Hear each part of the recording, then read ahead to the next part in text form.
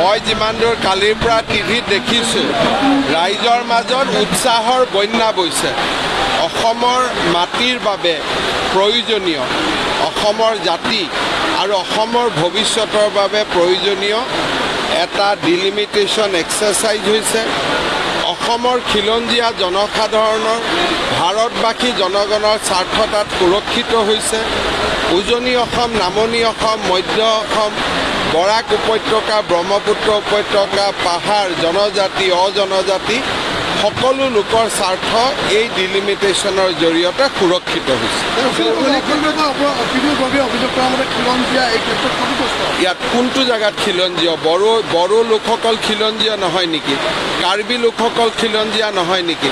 আজি উত্তৰ অসমত প্ৰথমবাৰৰ বাবে আহোম চুতীয়া লোকসকলে বিধানসভা নিৰ্বাচনত প্ৰতিদ্বন্দ্বিতা কৰাৰ বাবে সুবিধা পাব, সেয়া খিলঞ্জীয়া নহয় নেকি?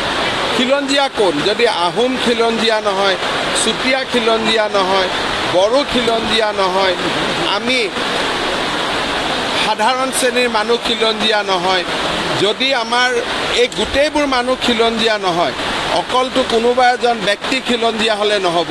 নিজৰ চিটটোত গণ্ডগোল হোৱাৰ লগে লগে গোটেই কথাটো জাতিগত কৰাৰ প্ৰচেষ্টাটোতো ভাল নহয়। মোৰ নিজৰে চিট গৈছে, কিন্তু মই অসমৰ স্বাৰ্থৰ কাৰণে তাত মই মাত মতা নাই, মই হুলস্থুল কৰা নাই, কাৰণ মোৰ বিশ্বাস আছে যে মই য'তে খেলিম তাতে মোক ৰাইজে মৰম ল'ব। কোনোবা মানুহৰ মনত বিশ্বাস নাই, সেইকাৰণে চটফটাই থাকিলে এতিয়া আপুনি কি কৰিব? মানে যিসকলে মাত মাতিছে আপোনাৰ এই অভিযোগ ব্যক্তিগত স্বাৰ্থ। এইটো চাওক, আজি প্ৰথমবাৰৰ বাবে ধেমাজিত আৰু লখিমপুৰত আহোম চুতীয়া খিলঞ্জীয়া জনগোষ্ঠীৰ বাবে দুটাকৈ চিট বাঢ়িলে। আগৰ 2007 ডিলিমিটেশ্যনত যোৰহাটত চিট কমিছিল, এইবাৰ নকমিল। যোৱাবাৰ ডিব্ৰুগড় তিনিচুকীয়াত চিট কমিছিল, এইবাৰ নকমিল। গতিকে ইয়াতকৈ ভাল ডিলিমিটেশ্যন চিট নবঢ়োৱালৈকেতো সম্ভৱ নহয়। আৰু প্ৰথম ডাঙৰ কথা যে গোটেইকেইটা আজি গোৱালপাৰা জিলাত বকোৰ পৰা দুধনৈৰ পৰা গোৱালপাৰালৈকে আজি ৰাভা জনগোষ্ঠী, বড়ো জনগোষ্ঠী সুৰক্ষিত হ'ল।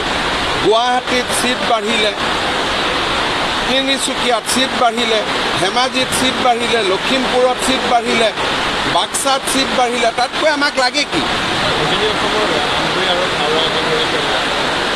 চিট নামটোহে বদলিছে, চিটটোতো কমা নাই। আৰু উজনি অসমততো এটা গোলাঘাটৰ পৰা উত্তৰ লখিমপুৰ, ধেমাজি, ডিব্ৰুগড়, তিনিচুকীয়া, গোলাঘাট, চৰাইদেউ, শিৱসাগৰ, এই গোটেইখিনিক মিলি উজনি অসম বুলি কয়। উজনি অসমত এটা চিট বাঢ়িছে। ৰাজনৈতিক ক্ষেত্ৰত তেওঁলোক লাভান্বিত হোৱাৰ ক্ষেত্ৰত চাওক, ৰাজনৈতিক ক্ষেত্ৰত অসম সুৰক্ষিত হৈ থাকিব। পাৰ্টি কোনোবা আহিব, কোনোবা যাব, 10 বছৰ পিছত কোনে চাইছে, কিন্তু অসমখন সুৰক্ষিত হৈ থাকিব।